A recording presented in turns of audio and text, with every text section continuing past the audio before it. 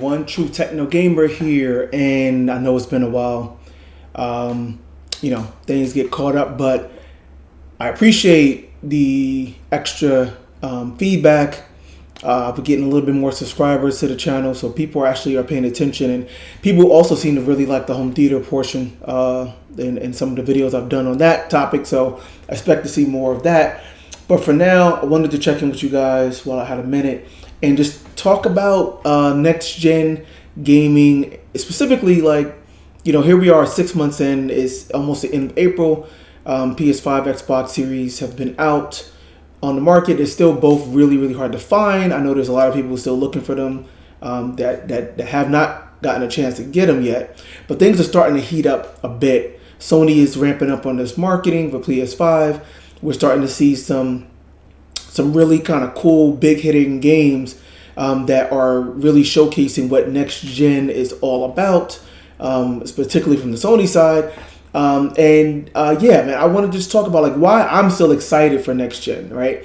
The reality is, though, these first 6 months have been, kind of slow in terms of that next gen feel and getting those new experiences that we would hope to get, right, with the new generation and new system. There's several reasons for that. It seems like the focus now has been, especially on Microsoft's side, on backwards compatibility and enhancing the backwards compatibility. Now, I've talked about this at length. This basically goes back to the whole, PC model that Microsoft in particular is adopting, where you have this new Xbox Series X. It's a high-end version, new console that basically is still playing all the Xbox games. It's just that the additional specs means that you get, higher resolution, more frame rate, faster frame rates, etc. Just kind of a souped up version of the same game. That's what the PC model has been for the last 3 decades now.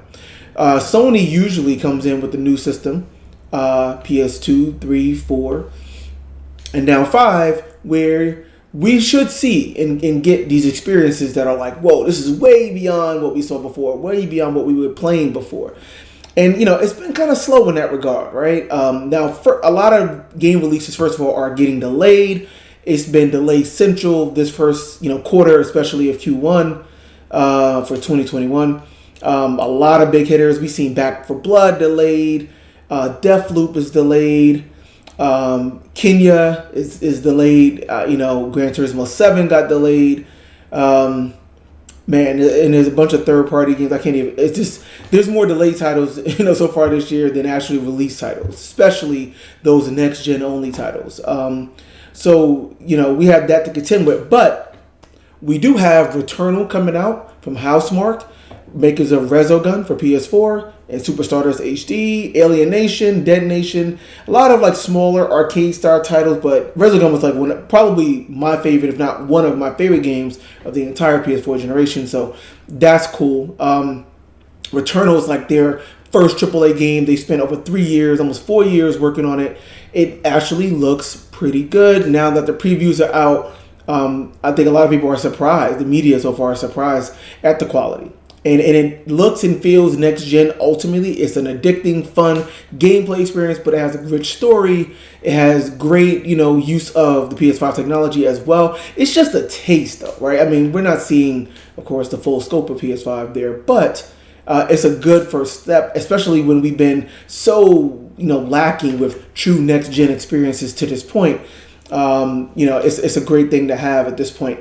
And then the week after, so that comes out this week. Next week we get Resident Evil 8 Village. Now that's a cross-gen title coming to PS4 as well, but the PS5 version looks great. It has ray tracing included for the graphics.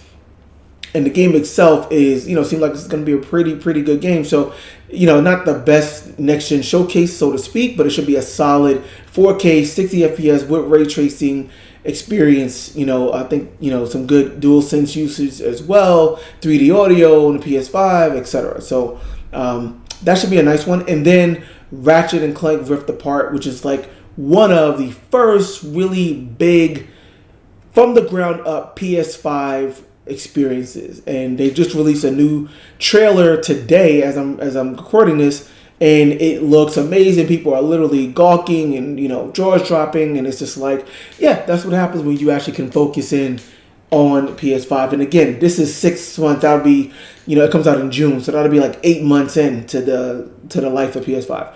Early days. It's only scratching the surface, but it's a good sign to see like what it could look like. So those 3 releases in particular are gonna, I think, be some nice momentum building for next gen, especially on the PS5 side. And I'm looking forward to all 3. So, it's been, again, really dry, like I said. But, seeing those games kind of ramp up, seeing what Returnal really is turning out to be, seeing, again, the demo for Resident Evil 8 Village so far has been getting really great reviews and comments as well from a performance standpoint, a visual standpoint.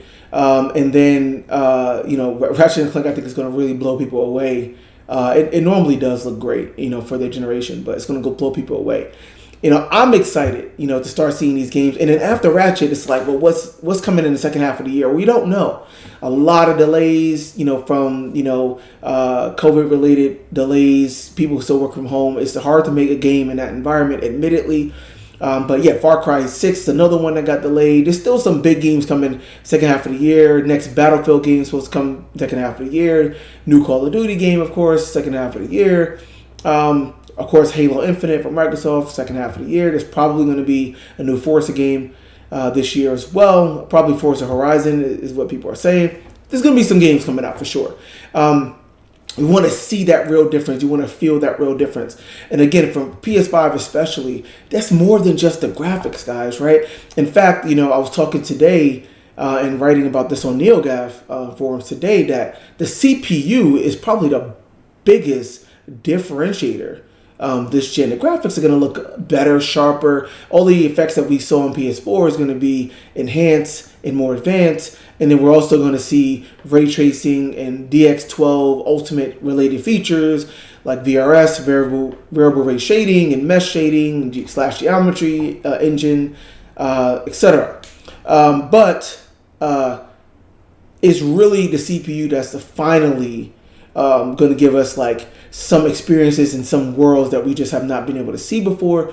You got to remember, guys, that the PS4 and Xbox One was arguably, and I've said this before, but arguably one of, if not probably the smallest jump we have ever seen in a console generation, right? To PS3 to PS4 was the smallest jump. Part of that is diminishing returns in general, but then also the CPU, if anything, took a step backwards for PS4, right? Literally, the Jaguar CPU on the PS4 was only like literally less than half of the raw throughput capability of the cell processor in the PS3. Less than half, right? And it was basically on par with the Xbox 360 CPU.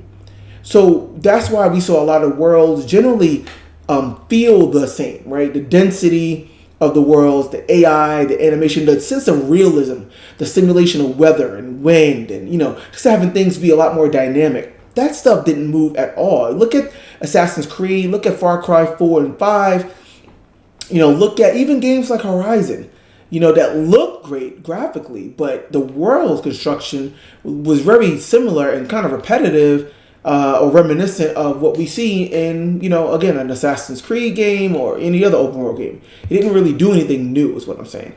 There's a reason why there was no Grand Theft Auto game from Rockstar on the PS4 generation. Right, we only got is a graphically enhanced version of GTA 5, which was built for the PS3 and 360. So, CPU has been lacking. We've been really, really stagnant in that regard, and it's good that we finally get that. When you look at that Ratchet and Clank trailer, the main thing you notice is how dense the world looks. That's without even seeing AI and animations and other improvements in that regard from seeing gameplay or actually playing the game. But it looks a lot denser. The world feels so much more alive. The geometric complexity is way beyond what we saw on the PS4. That kind of stuff. So that's exciting, right? Graphics look great. Depth of field, motion blur, all of those kind of like post effects look amazing. Particles, like I said, geometry. I mean, the shading, ray tracing is in there. I mean, they went to town on the graphic side as well. They're using the SSD for, near instant world swapping, amazing stuff. Returnal is, really utilizing every aspect of the PS5. The haptic feedback and the DualSense features apparently are really, really good. closest thing we've seen to like Astro, which is amazing. The graphics, again, particle, ray tracing, global illumination, that kind of stuff is in there. 4K 60, great performance, looks great. 3D audio, is in there as well. And then, of course, like near instant, loading when you die, come back, and that's what we want to see, and I think that some of those parts, like I've been saying, it's not just the graphics, but the sum of those parts really make for next gen. So it's exciting to see these games and these experiences start to show themselves. I think it's going to be a really, really cool next couple of months, and it's going to be even better by the time we get to the end of the year and we see more games from both Microsoft and Sony really truly taking advantage of these next steps. So I am still excited. It's been a lot of just enhanced 60 FPS versions of PS4 games, or even Xbox One, Xbox 360 games on the Xbox side. Just a lot of rehash and playing the same things. And I still have a backlog. I still am playing Ghost of Tsushima at 60 FPS on PS5 is great. Replaying God of War at 60 FPS is amazing. That's all cool, but we want the new experiences. They're coming, and it looks great. So if you're looking for a PS5 or Xbox Series, keep looking. Keep working on it. They're getting more stock. It's going to come. I still think it's going to be worth it. You're not missing out on a whole lot as of now, but if you want to step up, it'll be worth it between now and the end of the year for sure. And God knows next year, 2022, 2023, we're going to really see some amazing things and really see what these next gen technologies will bring. So keep at it. Keep an eye out. Enjoy and look forward to really experiencing some great feeling games, great performance, great visuals, great sound, everything. They're really going to touch on all of that. So keep a lookout for it. I know I will, and I'm going to be excited. I'll be playing Returnal this weekend. Already have it loaded, pre-ordered. Everything's good to go. I'm really looking forward to that one. So until next video, I want to keep this one relatively short, but thanks for watching. Please subscribe. Give me more comments. Let me know what you think. I have another video coming pretty soon here, game related, where I'm really going to talk a little bit more in detail about the evolution of consoles, specifically on the PlayStation side, because it's just easier to track, but just kind of what we have seen generation to generation and kind of how that compares to what we're seeing now from PS4 to PS5. I think it's an interesting kind of discussion when you really look at it, from a high level. So I hope to be getting that one out soon, so stay tuned. True Techno Gamer signing off. Till next one.